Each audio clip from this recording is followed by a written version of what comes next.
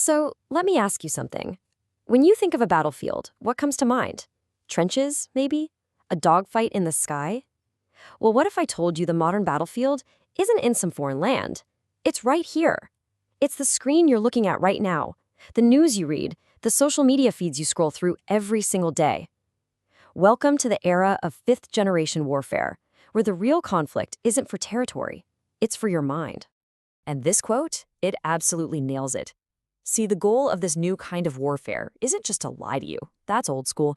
It's way more sophisticated than that. The real objective is to create such a thick fog of chaos and confusion that you just give up. You stop trying to figure out what's true at all.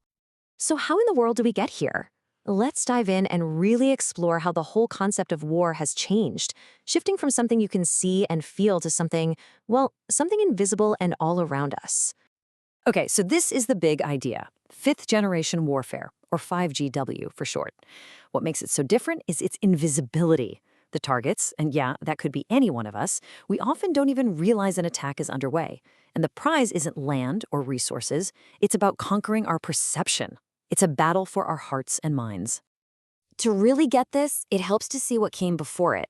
Think about fourth-generation warfare. That's stuff like guerrilla tactics, decentralized physical fights. But 5GW, this is a whole different ballgame. A total paradigm shift. The enemy isn't a soldier you can see anymore. They're an anonymous account, a viral meme, a smart algorithm. The goal isn't to defeat an army, but to make a society literally defeat itself by shattering its shared sense of reality. Right, so if the battlefield has moved into your mind, what are the weapons being used? Let's take a look at the modern toolkit, the so-called weapons of mass confusion. Yeah, you can forget about bullets and bombs. The arsenal today is way more diverse and honestly way more sophisticated. We're talking about psychological manipulation or social engineering using publicly available data, that's open source intelligence, to build detailed profiles on targets. It leverages cyberattacks, deepfakes, and yep, even something as simple as a meme to shape what we all believe. Let's just focus on social engineering for a sec. You know that phishing email that looks like it's from your bank? That's it. It's not hacking your computer with code, it's hacking you. It tricks you into giving up your password willingly by exploiting your trust or your sense of urgency. It makes us active participants in our own manipulation, whether we're giving up cash or adopting a new belief. And then there's reflexive control, which takes things to a whole new level. This is a technique often linked with Russian military strategy, and it's not about forcing you to do something. It's about carefully shaping your information bubbles so that you choose to do exactly what the attacker wants. So imagine an adversary wants to shut down a protest. Instead of using force, they could just flood social media with fake stories about violence at the protest site. You and others see it, decide it's too dangerous, and stay home. They got what they wanted, and it felt like it was your idea all along. You know, this all connects to a really classic way of understanding how information gets filtered before we even see it. Herman and Chomsky's propaganda model lays out these filters. For instance, since media outlets depend on advertisers, their news coverage might, lean in a way that keeps those advertisers happy. Or because they rely heavily on official sources, the news tends to reflect the perspective of those in power. And then there's flack, that intense negative backlash that can scare outlets away from challenging the status quo. Okay, I know these ideas can feel a little abstract, so let's bring it all down to earth.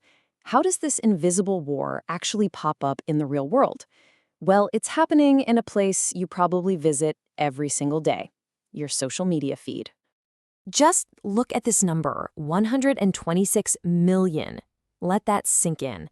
That wasn't the number of views on a viral video. That's how many individual Facebook users were hit with content from just one Russian group, the Internet Research Agency, back during the 2016 election. This isn't a guess, it's a documented, massive operation. So how does this stuff get to be so effective? Well, ironically, it uses the very same technology that's designed to keep us hooked on these platforms. The algorithms that feed us more of what we already like, they create these perfect echo chambers.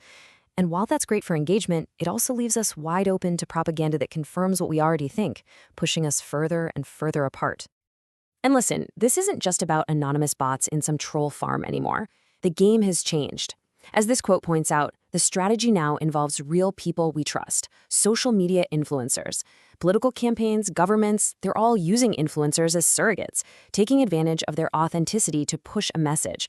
And a lot of the time, the audience has no idea it's a paid, organized campaign. And if you want to see why these campaigns happen, just look at the data. This Gallup poll from July 2024 is pretty stunning. It shows a huge shift in public opinion, with only 9% of young Americans supporting a particular military action. A dramatic swing like that is exactly what triggers these huge, well-funded influence campaigns.